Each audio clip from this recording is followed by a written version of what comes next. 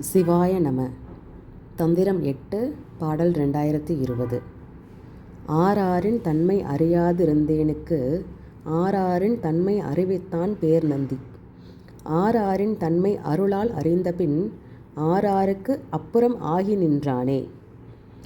இந்த பாடலில் வந்துட்டு திருமூலர் சொல்கிறாங்க ஆறுங்கிறது 36 சிவதத்துவங்களை குறிக்குதுன்னு நம்ம இதுக்கு முன்னாடி இருந்த வீடியோவில் நம்ம பார்த்துருந்தோம். இந்த திருமூலர் சொல்கிறாங்க, எனக்கு இந்த 36 தத்துவங்களுக்கான விளக்கம் எனக்கு தெரியாது இருந்த காலத்தில் இறைவனாகிய நந்தி சிவன் குருவாக நின்று எனக்கு இதுக்கான பொருள் விளக்கம் கொடுத்தாங்க. அவரோட அருள்னாலேயே இறை அருளால் மட்டும்தான் இந்த தத்துவ நிலைகளை கடந்து இறை இருக்கின்றாங்கிறது என்னால் புரிஞ்சிக்க முடிஞ்சது அப்படின்னு சொல்கிறாங்க. இந்த பாடலை நமக்கு ஒன்று நல்லா புரியுது. இறை அருள் இருந்தால் மட்டும்தான் இறையை உணரவும் முடியும். இறையருள் இருந்தால் மட்டும்தான் இறையை நம்மளால் வணங்கக்கூட முடியும். இதே மாணிக்கவாசகர் கூட சிவபுராணத்தில் அந்த பாடல் இருக்கும், அவன் அருளாலே அவன் தாள் வணங்கின்னு. இறைவனை நம்ம வணங்கணும்னா கூட நாம் அதுக்கும் நமக்கு இறை அருள் கண்டிப்பாக வேணும். இந்த பாடலோட விளக்கம் அவ்வளோதான். நம்ம இப்போ தத்துவங்கள் பற்றி இந்த பாடலில் வர்றதுனால நம்ம இதற்கு முன்னாடி சிவ தத்துவங்கள் 5 பார்த்துருந்தோம். இன்றைக்கி அதுக்கு அடுத்து இருக்கிற வித்யா தத்துவங்களான 7 இப்போ பார்க்கலாம். வித்யா தத்துவத்தில் மொத்தம் 7 தத்துவங்கள் இருக்குது. இது அசுத்த மாயையில் இந்த தத்துவங்கள் எல்லாமே வருது. முதல் தத்துவம் நியதி தத்துவம், ரெண்டாவது காலம், அடுத்து கலை, அடுத்து வித்தை, அராகம், மாயை, புருடன். இதான் அந்த 7 தத்துவங்கள்.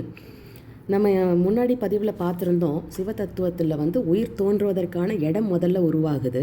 அதற்கப்புறம் முத்தொழில் பண்ணுறதுக்கான இறைவர்கள் பிரம்மா, திருமால், ருத்ரன் வந்துட்டாங்க.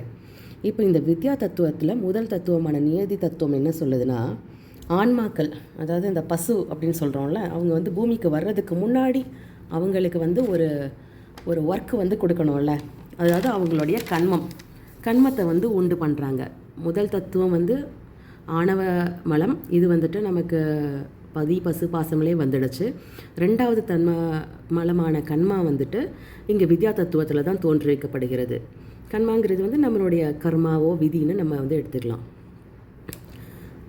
இந்த உயிர்கள் வாழ்க்கை அமையிற இந்த கண்மாவை பொறுத்து தான் அந்த உயிர்களோட அதுக்கேற்றபடி தான் அவங்களோட வாழ்க்கை அமையும். உயிர்களோட பக்குவத்திற்கு ஏற்றாற் போல இறைவன் அந்த கர்மாவை கொடுப்பாரு. அது நல்ல கர்மாவும் இருக்கலாம், தீய கண்மமாகவும் இருக்கலாம். அது அவங்கவுங்களோட தன்மைக்கு ஏற்றபடி இறைவன் வகுத்து கொடுப்பாரு. ஆரம்பத்தில் கொடுக்குற கண்மம் மட்டும்தான் இறை கொடுக்கறது. பின்னால் நமக்கு ஏற்படுத்திக்கிற கண்மம் எல்லாம் நம்மளே நமக்கு ஏற்படுத்திக்கிறது தான். ரெண்டாவது தத்துவம் கால தத்துவம். இந்த கால தத்துவமில் எப்படின்னா, இந்த கொடுத்துட்டாங்க இந்த கண்மத்தை இந்த உயிர்கள் எவ்வளவு காலத்துக்குள்ளே இதை அனுபவித்து முடிக்கணும் அப்படிங்கிறது தான் இந்த கால தத்துவத்தை குறிக்குது. ஒரே ஸ்ட்ரெச்சாக இந்த எல்லா கண்மத்தையும் நம்மளால் அனுபவிக்க முடியாது.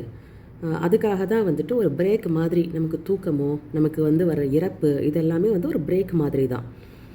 இப்போது நம்ம எவ்வளவு தான் நமக்கு துன்பம் இருந்தால் கூட நம்ம தூங்கிட்டோன்னா நமக்கு அந்த துன்பம் எல்லாமே மறந்து போயிடுது. அது மாதிரி ஒரு அடுத்த நாள் விடியிறப்போ நமக்கு ஒரு புத்துணர்ச்சியும் ஒரு தெம்பும், இன்றைக்கி நாளை நம்ம ஃபேஸ் பண்ணுறதுக்கு நம்ம ரெடி ஆகலாம் அப்படிங்கிற ஒரு உணர்வு வருதில்ல. அது மாதிரி மரணமும் ஒரு வகையான ஒரு பிரேக்கு தான். அடுத்த தத்துவம் கலை தத்துவம். ஆணவத்தில் மாட்டிகிட்ருக்கிற இந்த உயிர் கூட்டத்தை இப்போ இறைவன் கலைச்சி விடுறாங்க. நாலாவது தத்துவம் வித்தை தத்துவம். உயிர்களுக்கு அறிவுங்கிறது ஒரு விஷயம் தோற்றுவிக்கப்படுகிறது. அடுத்த தத்துவத்தின் பெயர் அராகம். உயிர்களுக்கு இச்சை உணர்வு சேர்க்கப்படுது.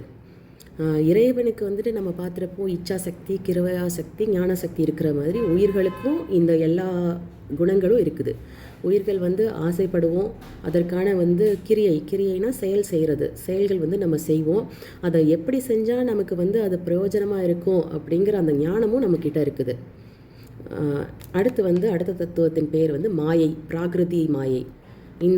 இந்த மாயையில் தான் பின்வரும் 24 ஆன்ம தத்துவங்களும் தோன்ற போகிறது.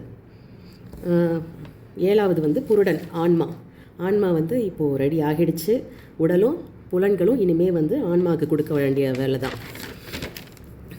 இதான் வித்யா தத்துவங்கள் 7 இவ்வளவு தான். ஆன்மா தத்துவங்களை நம்ம பின்னொரு வீடியோவில் பார்க்கலாம். நன்றி.